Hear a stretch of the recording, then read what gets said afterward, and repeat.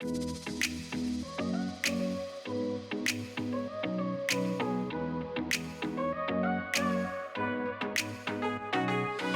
everybody, welcome to RealLaurenLive, the spirituality and health podcast. I've got Dr. Lotte with me. How's it going? Good. How are you? Good. I'm really happy to have you on the show. We have a lot to chat about. So Dr. Lotte is known as the Intuitive Physician, which I love that nickname, that name.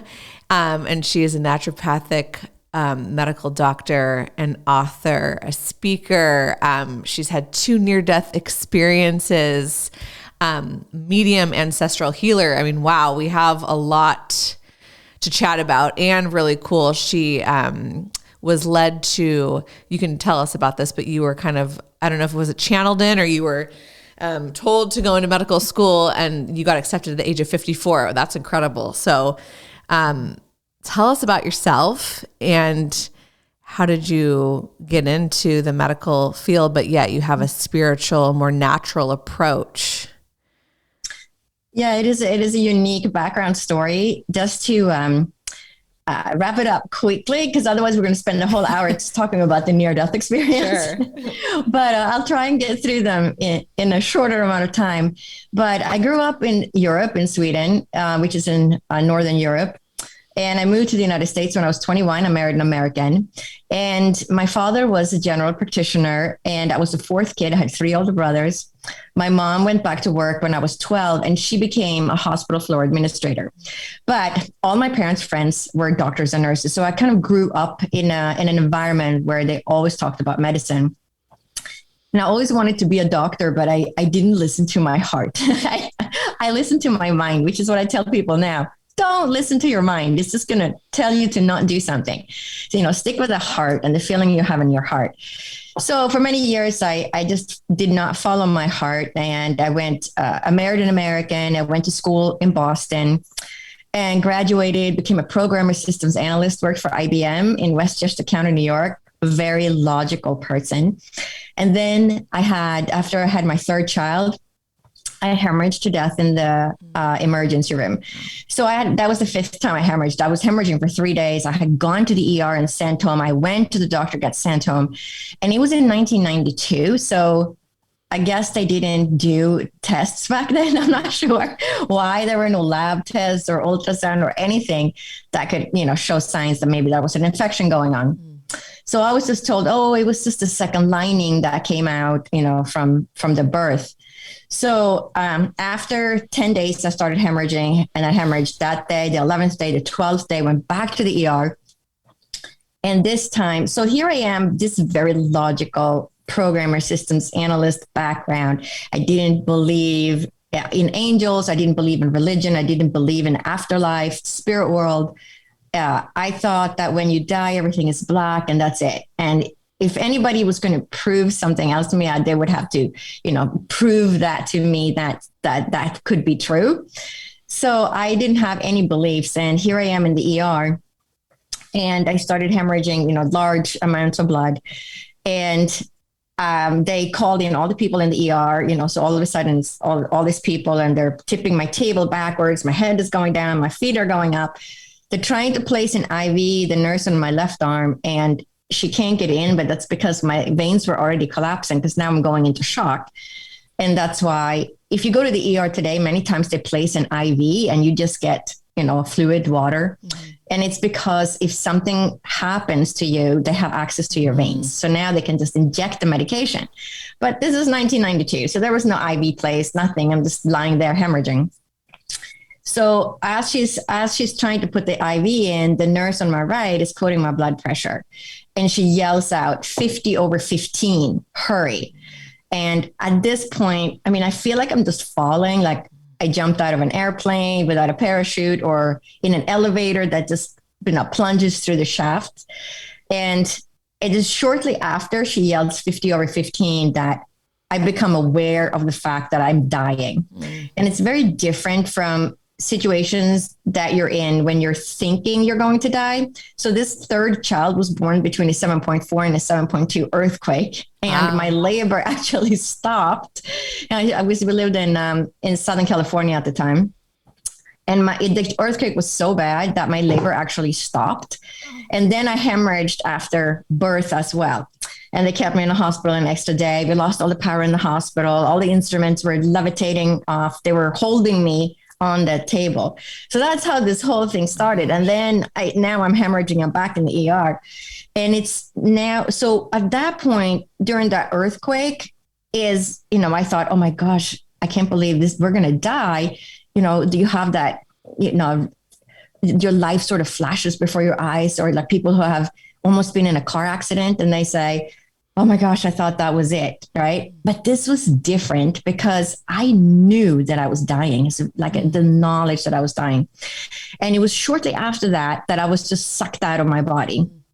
So here I am now, a couple of feet above my body. But as I'm in this space, the first thing I notice is, how can I be outside my body and still be me? So for someone who did not believe in anything, that was, a pure shock in itself. Like, how can this be? But there was also a knowing that I belonged to that body down there, just like you belong. That's your car. You get in and out of your car. You go into the grocery store, you go back to your car, you step in and out of that car. It was like the soul stepped outside the body, but I lived down there in that body. So then there was also this knowing of, there was no time on the other side. So there was access to past, present, and future. And then this, the peace there, there's no, there's just like unconditional love and peace. You feel very, at home, so to speak, when you're in this state. There's no fear or anything. It's just, wow, this is nice. And then I got sucked back in. So then what happened is, as soon as the next day, and I'm struggling with, what was that? How could I be outside my body? And that was so real. It was realer than real. And my logical mind is trying to reason as I'm lying in this hospital bed that maybe there was some kind of a hallucination. Maybe this is what happens when you have lack of oxygen in your brain, that, you can't step out of your body, because that was my belief.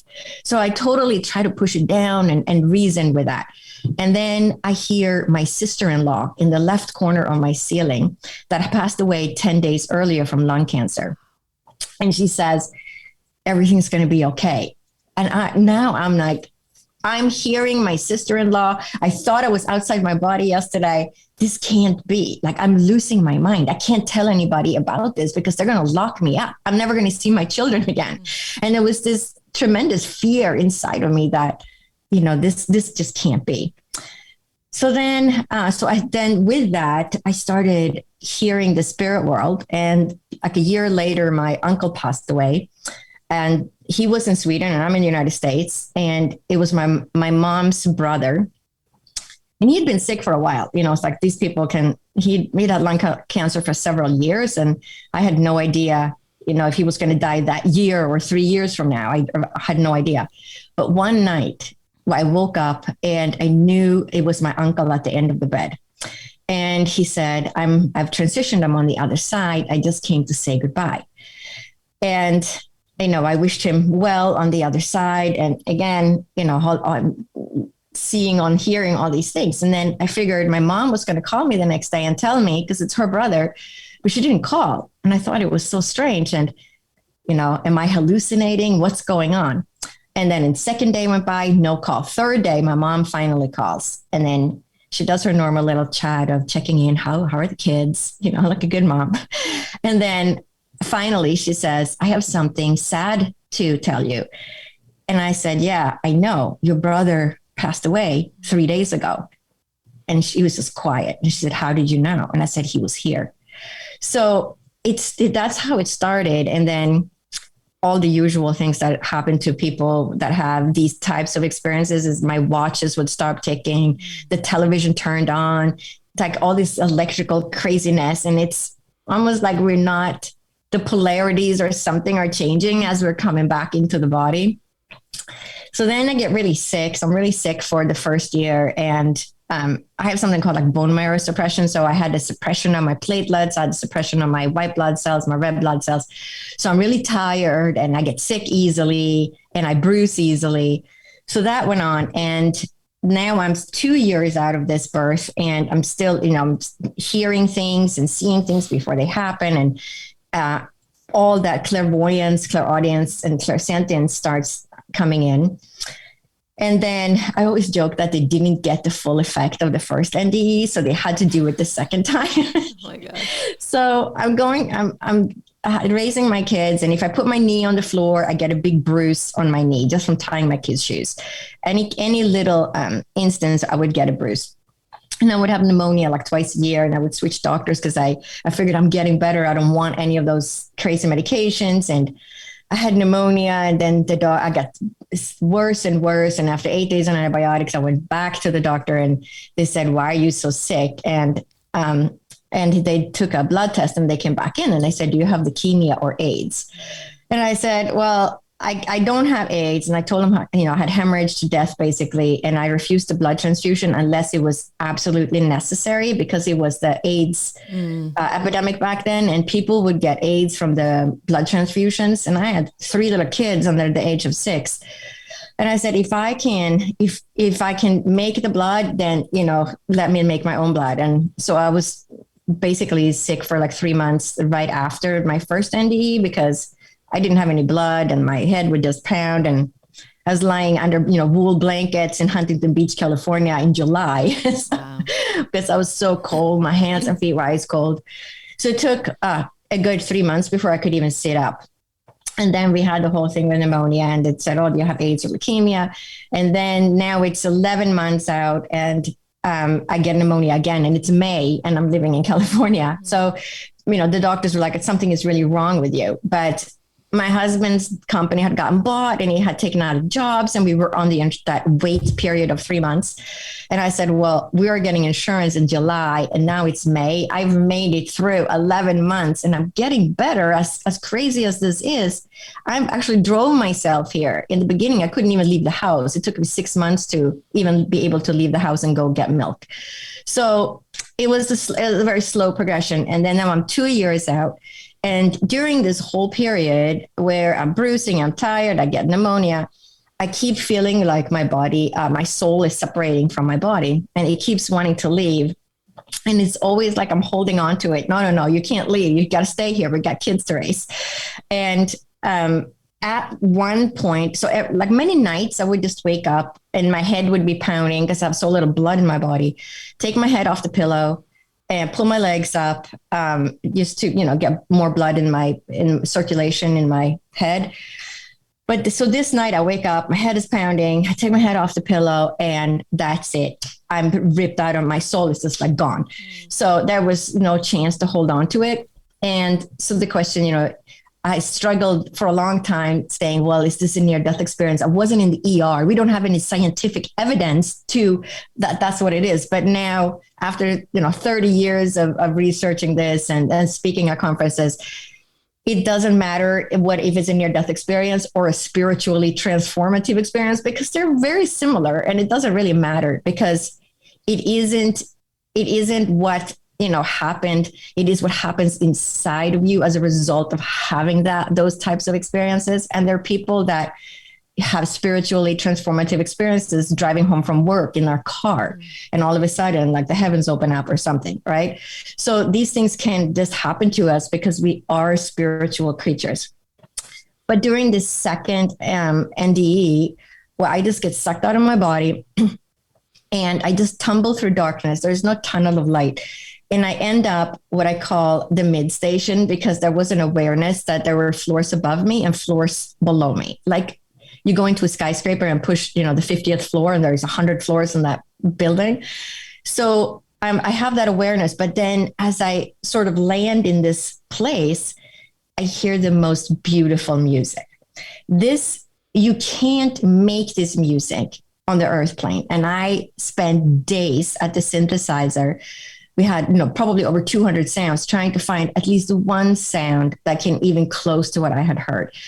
But nothing comes close to that sound.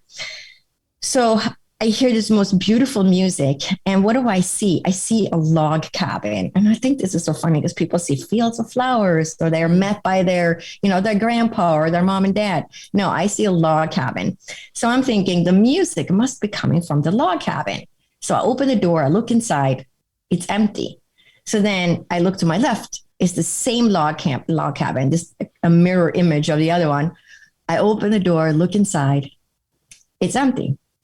So then as I'm listening to this beautiful music, I became aware of this growing light, a white light that comes behind me. As I'm rotating my spirit, because I don't have a body in space, it's like you become immersed in this white light. So imagine standing in the spotlight at a car ship, like a car dealer, like a dealership, and they have those bright spotlights. So it's kind of like that, but the light is kind of everywhere, and you just get submerged in it or enveloped in this light. But the music is coming from the light, and in the light there is an outline of angels, and the music is coming from the angels. But I don't believe in angels, but this is what I'm seeing. So I'm still trying to put my first near-death experience into context. And I'm still thinking that it was some form of a hallucination, or the brain does something. I could not understand, what had happened. So here I am seeing angels and being, enveloped in this light. And it's like you are with source at this point. So that you are with source. You can call it God, you can call it whatever you want, but that is who we are. We come from that light. We are part of that light. We carry that light within us. We are one with that light. And then I become aware of two spirit guides or spirit entities. And the one on my right says to the other spirit guide, "What is she doing here? She can't be here. She has to go back." And I'm like, no. Wait a second. How can I be outside my body and still be me? And then this spirit guide on my left says, "If I told you, you wouldn't remember, but you will remember this." And then it was like I was standing on the moon looking down at the earth, but then around the earth, there was what I called, back then, a silvery, glittery fishnet, because I grew up in Sweden laying fishnets in the ocean, rowing the boat from my grandma. And when she lifted those fishnets out of the ocean in the early morning and the sun would hit the water droplets, it would sort of sparkle. And that's what it looked like to me, because we didn't have the internet back then. You couldn't Google the grid around the earth. Now you can just Google it. And so that's what it looked like. And then he said, everything on earth is connected to each other, and everything on earth is connected up to this grid. And with that knowledge, I got sent back. And that experience is really what activated my life path.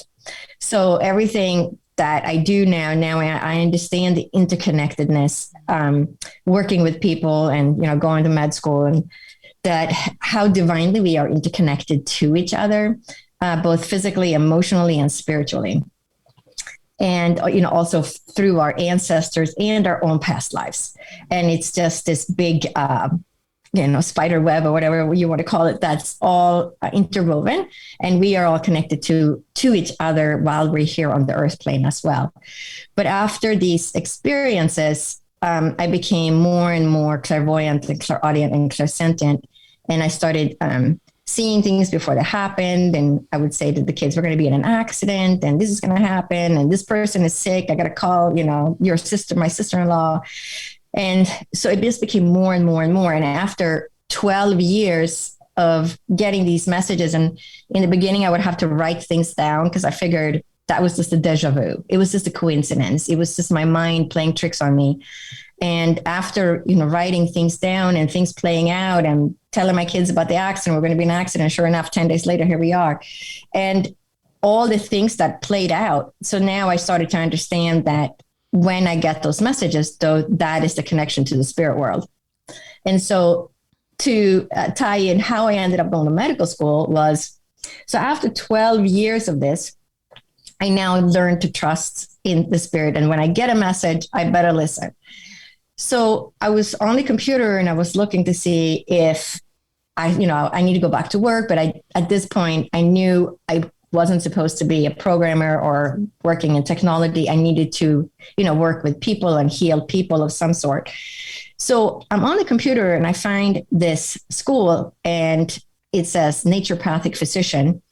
And I was like, wow, that sounds amazing. You learn acupuncture and you learn homeopathy, botanical medicine, but you still learn pharmaceutical, how to use pharmaceuticals. So, and then I realized it was a real medical school. And I said, I can't do that. Oh my gosh, I'm 44 or something now. I can't go to medical school. This is, there's no guarantee. First, I have to do all the prereqs, chemistry and the OChem and physics and the math and all that. And then who's going to accept, somebody that's older into med school?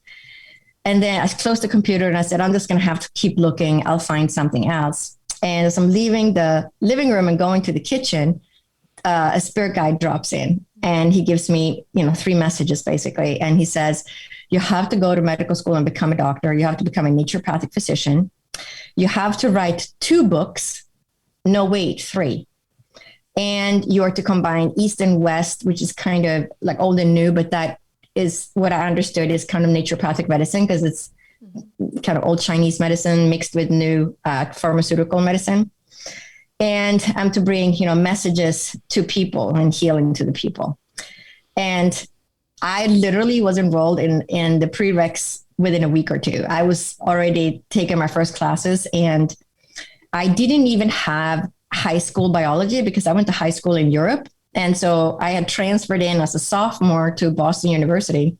So I didn't even have those classes. So I had to take advanced placement high school biology before I could even take freshman biology. So I really had to start from the beginning. But that message of to write 2 books, no wait, 3, I have gotten that same message from 2 professional mediums in England and 2 professional mediums in the United States. And the message is always the same. And they'll say, oh, I have your mother with me. And she tells me that you are to write 2 books. Now wait, 3. Mm. And that is the exact same message I received from the beginning. So I've only written my first book, which was published in November of 2019. And that book is it's this one, Med School After Menopause, The Journey of My Soul. And it's really about transformation and helping people find their way through life. And it won an award as well. I won first place in a spiritual leadership category because the book is all about helping other people find their way through life, to teach them to listen to their heart, not their mind. How to bring out their own intuition by sharing a lot of my own stories of how my own intuition developed and what I did to start listening to that. So it's to help other people make a transformation and follow their heart and know that it's never too late to change your life. That's really cool. I'm getting that book for my mom. Yeah. she needs some of that. All right. Wow. What a story. Thank you for sharing. That is incredible. I've noticed a theme. A lot of people that have experienced near-death experiences, it was like they had to have that to shake them up. And a lot of the people were skeptical before, and then the clairvoyant stuff comes after that. That's really interesting. Mm-hmm. I think it's too, when I have worked, so I trained as a medium in England at Arthur Findlay College, which is a world-renowned school. A lot of famous mediums have trained there. And when I started training there, I said, well, it got activated after my N.M.D. And they said, no, you were born with it. And I said, no, I wasn't. And they said, yes, you were.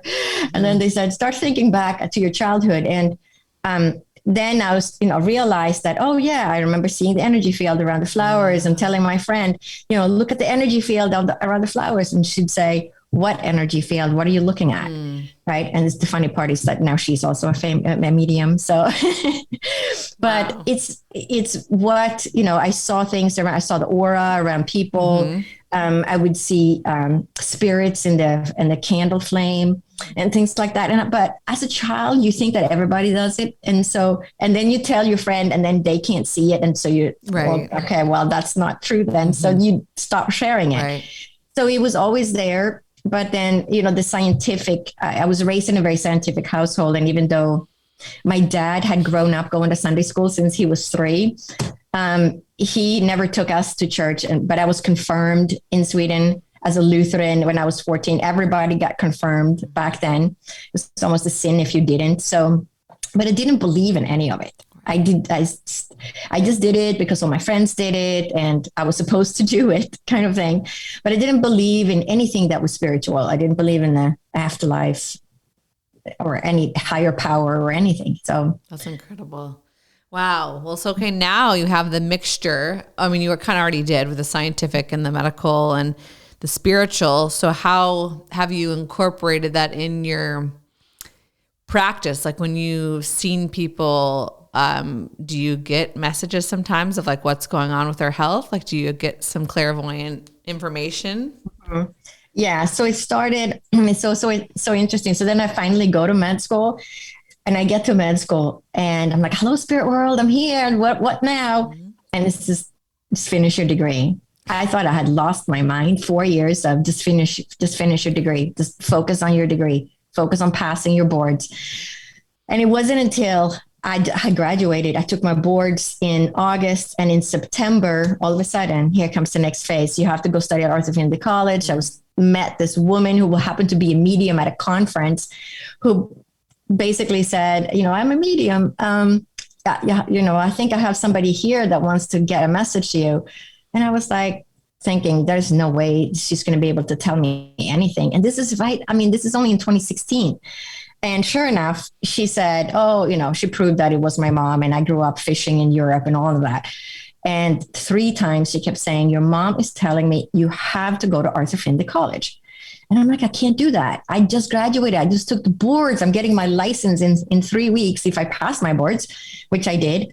And sure enough, after 3 times of you have to go, I said, okay, I will figure out a way to go. And 6 months later, I was at Orthopedic College. Wow. So, and with that, comes the development of mediumship. And as soon as I stepped into that, I started getting messages about my patients. Somebody would come in and I would hear what was wrong with them, even though I've never seen them before.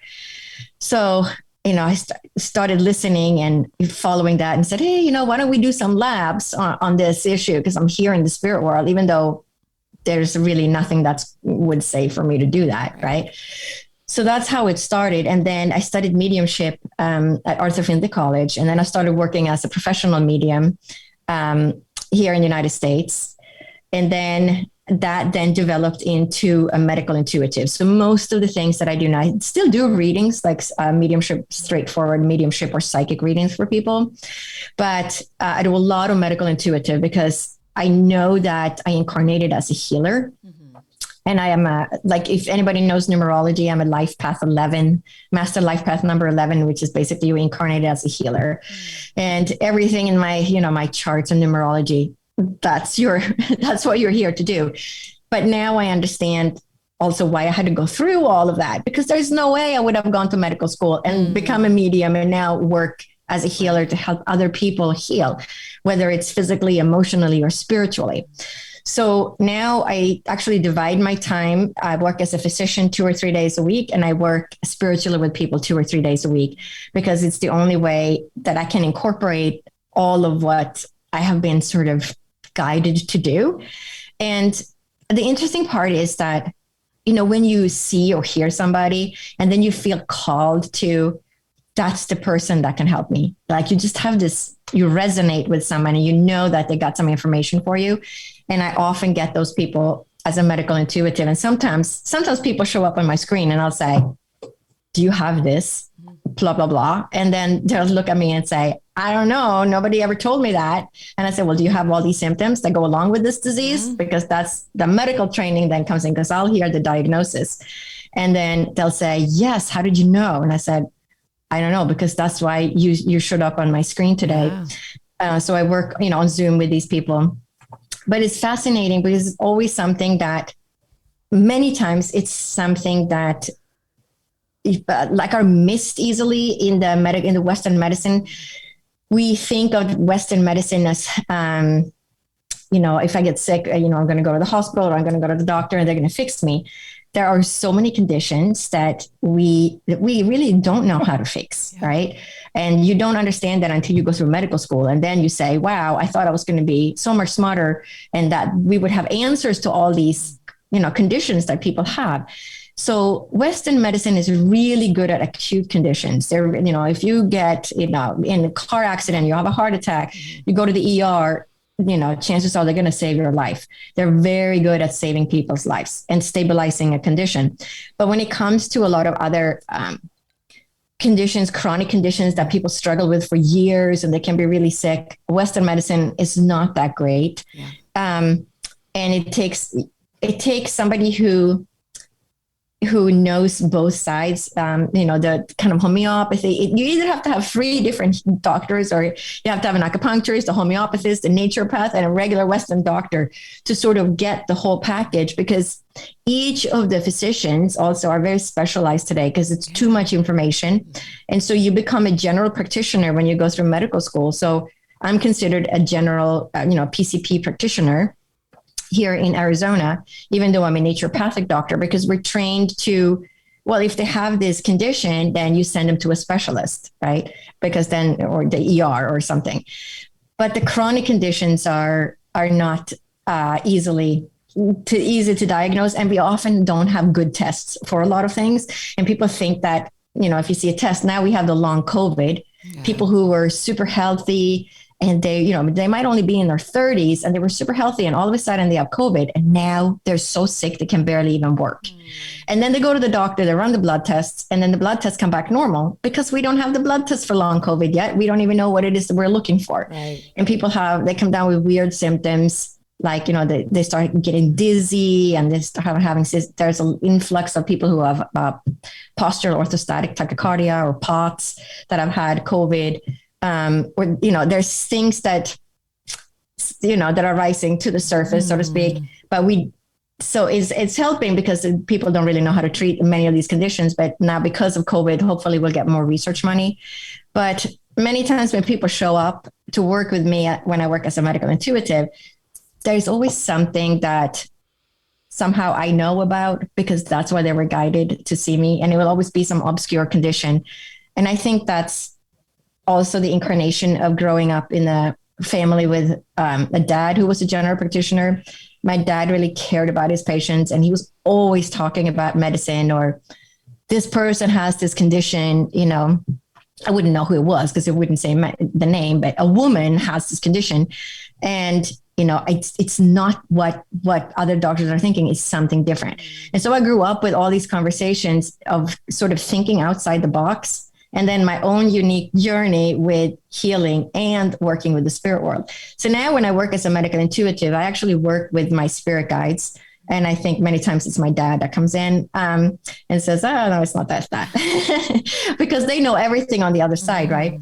And when I work with people, many times I feel it in my body, whether I'm doing a mediumship reading or whether I'm working with as a medical intuitive, and I'll feel the density. Like I worked with someone last week and I said, there's like a density in your breasts, but then when I go down, it's like your digestion is off.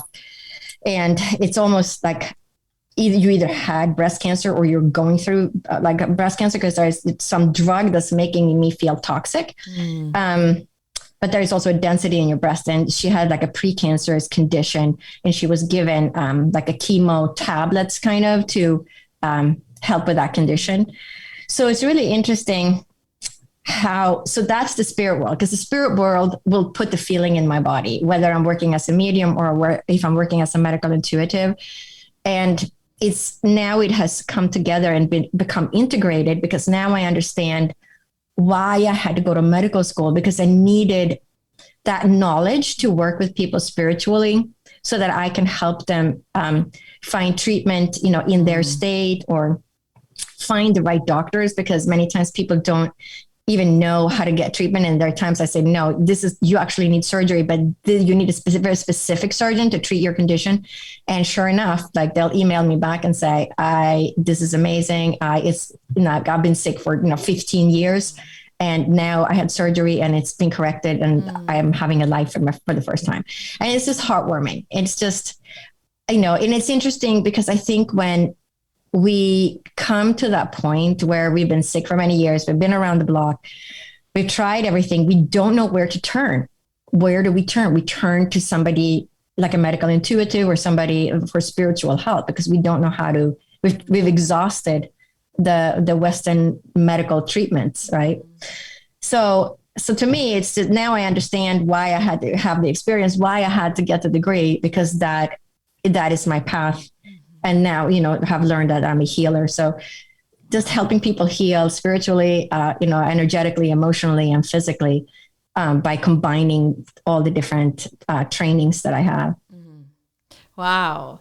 Yeah. I love the connection. And, it is fascinating. Like we're physically here, this physical experience. So much comes with that, right? Like feeling things in our body and illnesses and experiences. You went through 2 really crazy ones yourself, but then how that's related spiritually in the lessons and maybe where that will lead you in your life. But wow, there's a lot of people learning lessons because chronic illness is very apparent, obviously. And that's what I always say too. Like, I just really believe not to put down the medical system. They're good at saving lives. They're good at repairing limbs and surgeries. And there's been some amazing advancements in healthcare. It's not to discredit, but the chronic illness is very hard. And it just, we're more in a treatment, not prevention mindset. So I love that you're able to get some excess, knowledge to help because it's hard. And I love the work that you're doing. That's really cool that you're able to help people with your gifts. Why do you think we have these? What's the purpose? I mean, I kind of have my own theory, but like, what's the purposes of us being here and having to go through this physical? It's not just health and your body. It's also just other things that are happening physically. But you said like we all have it within. I've heard that before too. And I believe that we have source within and we all have these gifts. Just some of us have a thicker veil, right? But like what is the purpose of pain and sickness and some of these physical things that we're going through here on earth? I mean, the way I look at my life and all the it took me 12 years to get well. I was really sick for 6 years. Basically, the rest of my 30s, I gave birth to my daughter when she was 34 and I was 40 by the time I could walk through a grocery store without passing out. And people would come up to me in the grocery store. Oh my God, you're so pale. Are you going to pass out? And I'm thinking, no. I got like a good minute or two, right? And I would have to sit down, put my head down in the grocery store because I would literally pass out. That whole phase took a good 6 years to get out of that. And then it was another 6 years of thinking, I don't think I'm ever going to be normal again. And then after 12 years, it was all of a sudden, I called my friend and I said, this is it. I did it. I healed. I feel normal. And then spirit drops in and says, you have to go to medical school. And I'm like, it all happened like within 1 month. I told my friend and then I was in prereqs, enrolled in the local college.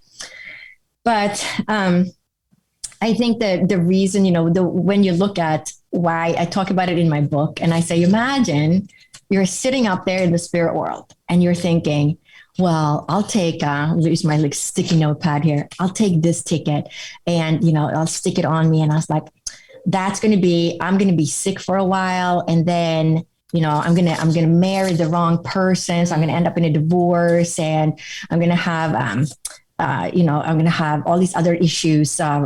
Let's say I have a gluten intolerance and stick all these notes on.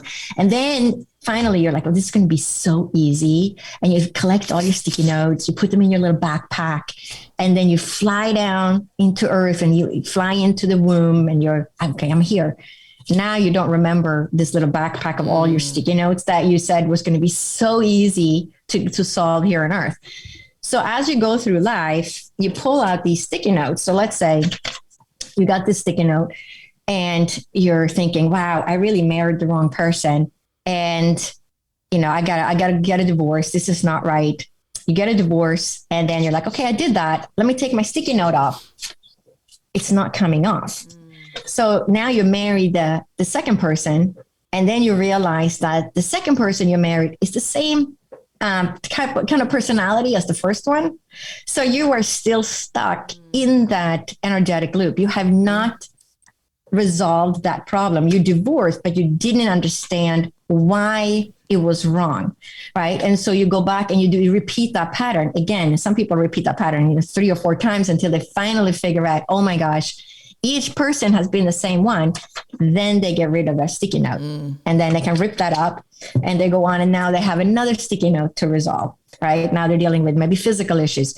So when we incarnate, we go through these, I call them the energetic loops, but it's also, I work a lot with ancestral healing. I'm actually trained in a counseling method that's called ancestral healing. I trained under Mark Lynn, who wrote the book, It Didn't Start With You. I think that was the name of the book. And now I've developed the first one in a series. It's called Ancestral Healing with Hemisync. So it looks like this. And this just came out in July of 2022. And it's healing your ancestral mother wound. And it has 4 tracks. And I take you on a whole journey and meditation and shamanic journey to help you see what those problems are. So when you incarnate and you have these issues, the reason I'm bringing up ancestral healing is because whatever wasn't resolved by your ancestors, guess what? That sticky note, that note that they didn't resolve, they said, oh, I can't solve this problem, honey. So guess what? I'll put it in your bucket. So now you got their sticky note too, where the issues they couldn't resolve. And this is how, in my own near-death experience, I understood that we were all connected to each other.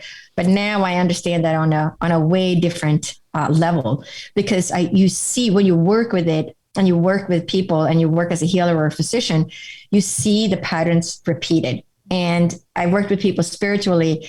Not only do they get even the same disease. Now, these are diseases that are not typically a genetic component to it. And so it's even more interesting because you can say, oh, it's a genetic component, but they also get sick at the exact same age. So if it's the daughter, she get the exact same disease at the exact same age the mother did.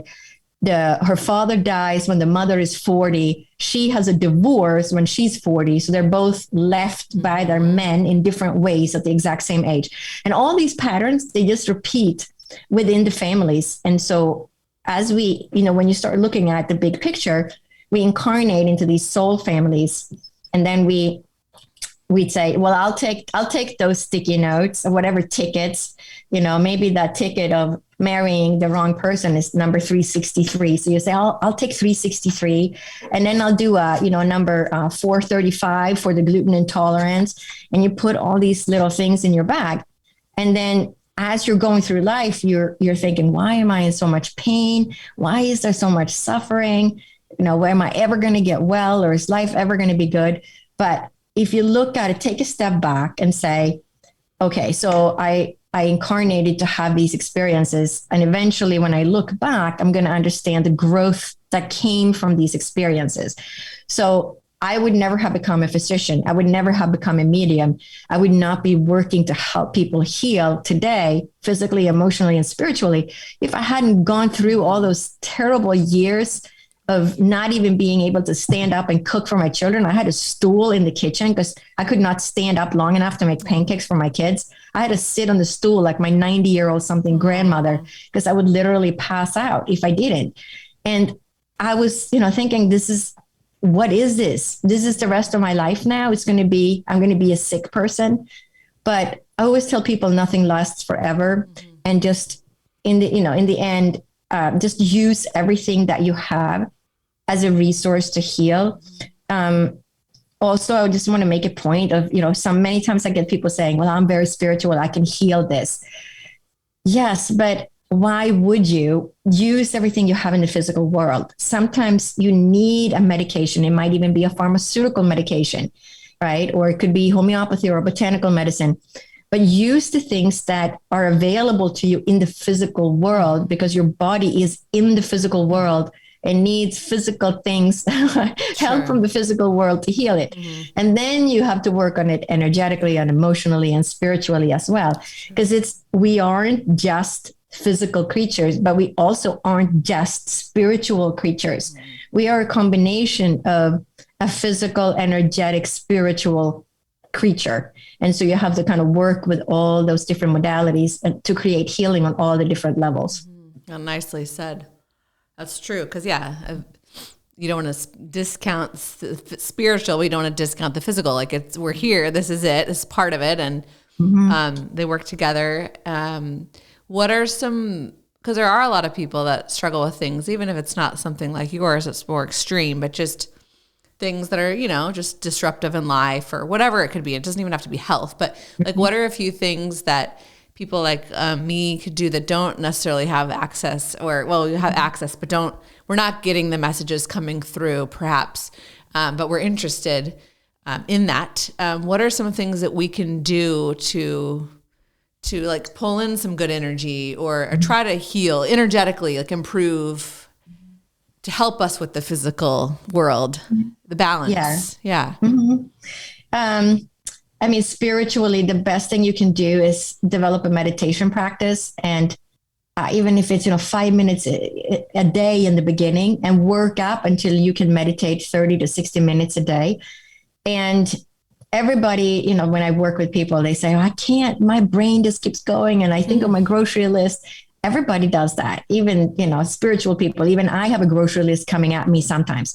Right. But it gets better as you practice. But there are times when, your mind seems overactive, but just acknowledge that, okay, that's my grocery list. Acknowledge it and say, I'm going to put it aside right now. And I will look at your grocery list later, and then go back, try and meditate and clear your mind and just be in the present moment, bring in the light, whatever light, you can bring white light, pink light, golden light, anything, just fill your body with that and listen to music, meditation music, if that helps you. Some people just prefer the quiet. And in the beginning, when people are learning to create that silence within themselves, even just taking a walk in nature or sitting outside, listening to the birds chirp, anything that sort of grounds you, putting your bare feet on the ground to get the negative ions from the earth. Taking, if you live by the ocean, going to the ocean, get all those negative ions from the water. If you live by the woods, going to the woods, being bathed in the forest and the mountains. And it's just the grounding experience. But it's creating that stillness that will open up your channels to hear messages and connect with your spirit guides. Yeah, that's really nice. Yeah. I need to do that more. The grounding, that's very calming and easy to do for anyone. It's accessible to step outside on the grass or, beautiful. Question before we wrap up. It could go very deep, but I'd be interested in your perspective if you've gotten some messages from your guides. I typically ask almost every guest, what's going on in the world right now? It's crazy. It's always been crazy, but it's extra crazy. I've heard so many things, where paradigms are shifting. We have to go through these things to grow. And there's actually good things coming through and opportunity. And we have to do all this work to get, advance. What is, in your own, perception and maybe messages from your guides, like kind of what is going on and how can we cope? COVID was very stressful. Like you said, there's long COVID. There's still a lot of suffering and chaos. Like, what do we do with all of this? Yeah. I would say when you look at the old prophecy from the Incas, there's an old prophecy like that began, I think, 500 years ago. And they said, we are in the window in a lifetime now where the eagle, which represents the northern hemispheres, and the eagle is representative of like science and, scientific and business and corporations and things like that. And then the condor of the South, which is more South America.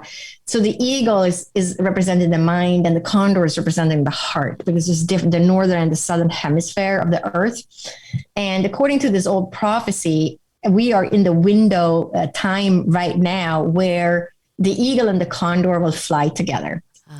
And so we are learning to integrate the mind with the heart. And we're learning there is such a tremendous interest in learning from the indigenous population on Earth, from the shamans in South America. People take trips down there to do ayahuasca and have this opening, right? And that's become almost mainstream now. A lot of people know about that. Even compared to just a few years ago, there's a knowledge about that. There's a knowledge about the psychedelic mushrooms. There's scientific research going on with doctors, understanding, oh my gosh, here are these medicines of the earth that can help people, even veterans that have PTSD and things like that.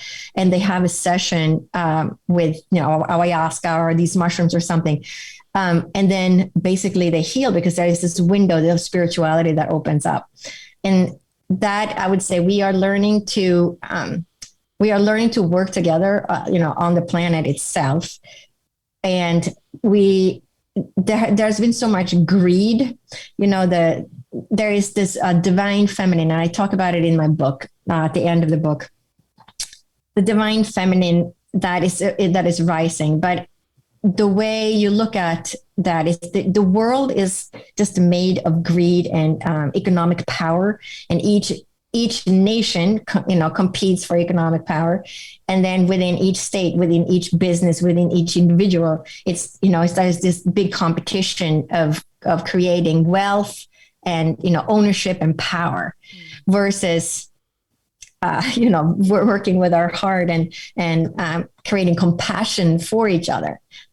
So that is I would say the bulk of what we're seeing right now is that it's going to be a fight because the people that are in charge. And when you look at the corporations, even just in the United States, there are actually very few people that hold on to a tremendous amount of power in this nation, right? And they are also the rulers of the nation because they are then tied in politically with bigger, organizations. And it comes down to money in the end. It's all about money and power. So we have to bring all these people to the forefront. And there's so many people, and I work with a lot of people that, as it's like, you're one of the people, you're here to help heal the people. Yeah. And we need, there's thousands of us that are healers. I'm not the only one that I feel like we're part of helping create a better world where we have compassion for each other, there's more gratitude. Of course, businesses are always going to exist. But it's a shift of the way we look at each other and the way we look at the world. Why are we having war? Why are we still killing each other? It's like Stone Age. Yeah. Why are we having war still in 2022? We have war in the world. I thought we had passed that. Yeah. There's just so much unnecessary violence that it makes us look like we're living in the 12th, century instead of 2022. Mm-hmm. And I think we're going to be in this for a bit, 30, 40 years, this turbulent mess that we have created until we have to come together as the human race. And maybe, it won't happen until, some alien lands on the earth, and then we'll have to unite because they will scare everyone. Yeah. Right? It's like the forces have to change. There has to be something that brings us together. And so that unites us, because right now we're just hitting heads with each other even within our own country. I mean, I moved to the United States because, growing up in Sweden, it's so close to Russia and right after the World War II and all that. And I was always amazed that in the United States, there were all these different people of all these different races that could live in the same country and all get along. And it was amazing to, grow up in Europe and see the United States. Like, wow, that's an amazing country. They are united, the United States. And now, it's just been so much, political mayhem, and people need to learn to, listen to each other and not use violence, and work things out. Is the only way we can move forward, is to be united. We are powerful. People all over the world look at the United States. We are the leaders of being united. Yeah. So, but until we do it, we have to start individually, but like you said, it's a collective thing, which that takes a lot of time and effort to work together despite differences, right? So we've got a lot of work to do, but like you said, things are becoming more mainstream. More holistic approach to health is a big thing even with COVID and the vaccines. Not that we'll get into that, but just people are shifting their thinking. So it is happening in each sector. So I think it's good, but it takes time. You're right. It takes time. Nothing happens overnight, right, as much as you would like it. So we need to do a lot of balance and grounding in the meantime to take care of ourselves during a lot of the stress, because there is a lot of grief and stress and greed, like you said, being shed, and it's very heavy to hold. And so we really have to take care of each other and ourselves. Yeah. And you have to. So when I work with people and I work with ancestral healing, the way I look at it is because we are all connected, and we know that we're all connected. We have scientific evidence of that now, that we are connected to each other. For each person that I heal, or for each person that somebody else has healed, or for each person that healed themselves, it creates healing for the whole world, because you are connected as an individual to all of those around you. And when you shift your perception and you shift who you are, you become somebody different, and that rubs off and connects with other people. And so for each person that we heal, it creates a global consciousness. And there are studies now that are done, out of Princeton University on global consciousness and what happens when there are big events in the world. And they can see these meters change because of the global consciousness, because we are all connected, to each other in the world, and to the plants and to the animals. It's all a big spider web. And as each of us heal, as each of us find healing and peace and gratitude and compassion within our own heart, then that then goes out to other people. That's true. It's a ripple effect. Right? Yeah, True. Well, that's very beautifully said. Well, thank you for your perspective and wisdom on that. So I appreciate your work. I appreciate you and your sharing your story. Thank you for helping people heal. And where can people find you so they can find your book, find your work? So my book is available in paperback or on audio, of course, on Amazon and on Audible, also on Barnes & Nobles and many other online platforms throughout the world.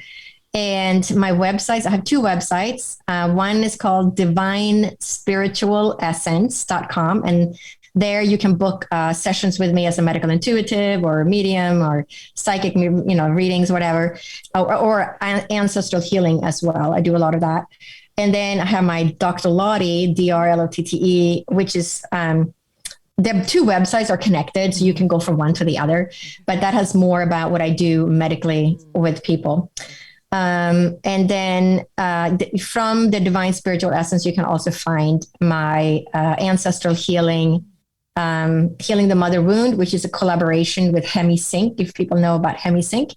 They have many, many different titles and meditations and things like that on their website. So you can just download that. That's available in CD and in download. And then I also run a podcast where I interview doctors and healers of different backgrounds, and that's called Dr. Lotte Science with Soul. Very cool. Wow. Well, you've got a lot of cool channels. So we'll put all of them, in the show notes for sure, so people can find information about you and what you're doing. That's amazing. I really appreciate you being on the show. This is a wonderful conversation. Thank you so much. Yeah, thank you for having me. Yeah, and to everybody listening, much love and healing to you, and sending good vibes out to you no matter what you're going through. So, yeah. Thank you.